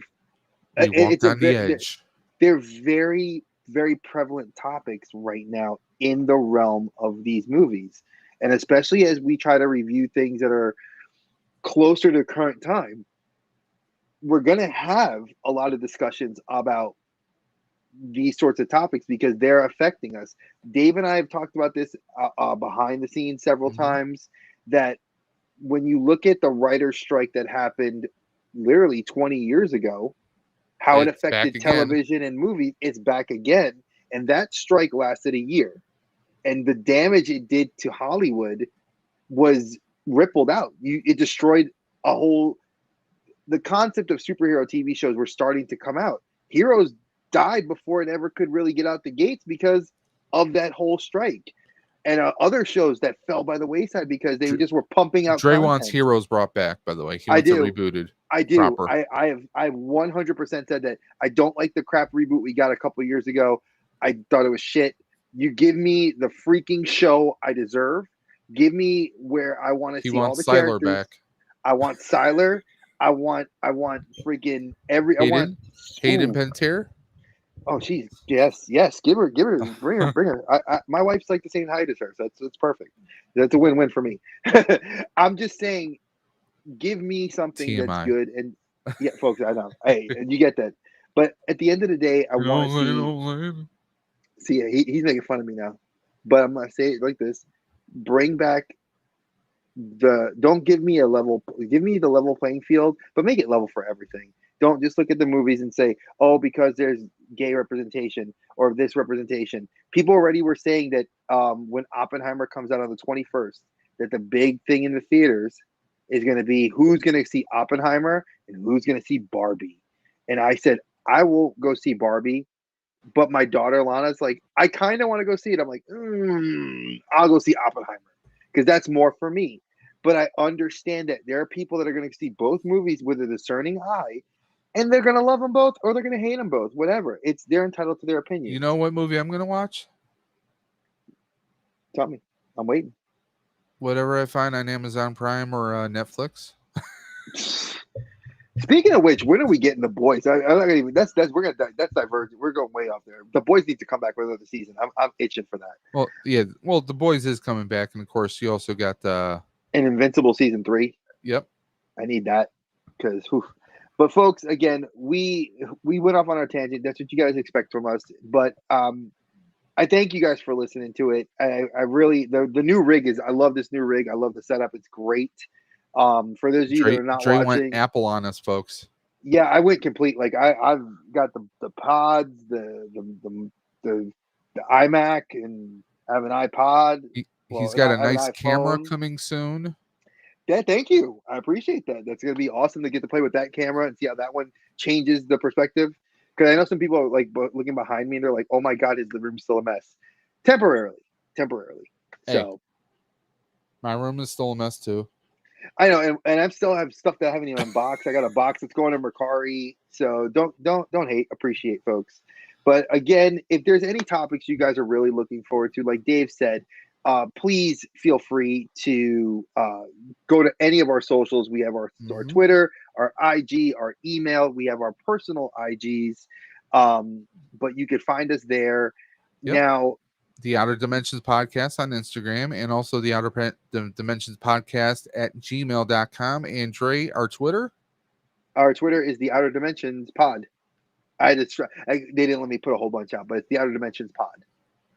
And I've been subscribing to a lot of cool, following a lot of cool comic book creators and a lot of cool movie people on there. There's a lot of fun stuff. Like Twitter is kind of weird, but it's so good. Don't forget, we are on Spotify for our previous episodes. We're going to be doing another batch. We have 5 episodes up right now. And this was episode 7. So when we hit episode 10, we'll be dropping the next 5 batch. But So if you miss out, Dave is the one that's going to be putting them up. But like we said, if we get that, you're going to be in for it because, folks, it's going to be fun. And oh my God, Dave, please roll this in because this is, whew. next week we are doing the Marvel Cinematic Universe beta. That is Marvel Cinematic Universe before it was the MCU. We're talking old school. Okay. What do we mean by that? We are going to be discussing classic Marvel movies before there was an MCU. Back in the 80s, and 90s, we had Dolph Lundgren as the Punisher. Yes, the Russian boxer from Rocky IV was actually the Punisher, Frank Castle. We also had, I want to say, Matt Salinger as Captain America. That Yep. came out in 1990. And Mhm. yes, don't hassle the Hoff because he was actually Nick Fury, Agents The of last S.H.I.E.L.D. action hero. in 1992. Well, it says 92 up here, but you also have 98. Oh, I forgot So to that might change be a that. typo. I'll fix that on the next. Before the But next episode, I'll have that. so fixed. those are going to be the three movies we're talking next week, guys. So it's you know, it's the early days of Marvel when Marvel was still trying to get a franchise going on. There was, of course, the Lou Ferrigno Incredible Hulk show in movies that were a thing. So there was a lot of stuff that we could still explore. The Spider-Man TV movies from the 70s. There's a There's lot of stuff. also, Dave, I forgot to add this too. There was a movie I came across in my research that people might be interested in us talking about. Swamp Thing, we all know, was a DC property. And why am I mentioning Swamp Thing as a DC property? Because There was two. there was two movies, and then we had the TV show, the James Yes. Wan TV show, which was freaking fantastic. But for those of you that loved Werewolf by Night, there was a movie for Man Thing in 2005. I did not know this ever existed. It's an MCU movie, and when I found it, it has the scroll, just like a typical Marvel movie. It Okay. is a little known gem, and for those of you that are interested, it's not canon to the MCU in any way, shape, or form, but some people have been talking about it that it might be canon to Werewolf at Night, which Werewolf at Night is canon to the MCU. Well, So maybe it's canon to the Multiverse of Madness. We'll just say that. yes, so if you guys are interested in us reviewing that movie, please drop that in there. I want to watch it, and give me a reason to watch it. That's what I always love when we mention these movies, because Dave and I want reasons to watch bad movies sometimes, because sometimes you just don't want to watch a good movie. You just want to sit and laugh at how bad something is. So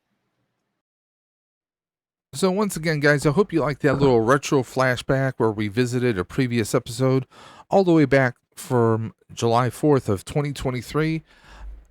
Me and Dre, we loved mashing it up with Independence Day, but a lot of things were coming up this year, so we kind of scrambled to pick out what's a really good one. So we said, hey, we love the Independence Day review, so let's go ahead and rehash it. And guys, if you like this and you want us to revisit some other pre-recorded contents or other movies you want us to maybe give a second review on, let us know. Of course, you guys know all of our socials. You got, of course, Dre the Geek Dad on Instagram and on YouTube, of course. You got Dave's_Dimension on Instagram and Dave's Dimension on YouTube. And of course, don't forget the Outer Dimension podcast on Instagram, on YouTube, on Twitter, the Outer Dim Pod. And of course, don't forget to email us at the Outer Dimensions Podcast at gmail.com. But guys, until next time, this is Dave from Dave's Dimension. And of course, Dre the Geek Dad. Wish you guys a safe and amazing holiday weekend. And don't forget, guys, watch your heads on the way out of the portal. And we will always catch you on the flip side. Take care, guys. Dre and Dave hit it hard in the dark, spinning tales from the void, never bark. Movie shows, they tear apart. Dimensions clash, they ignite the spark.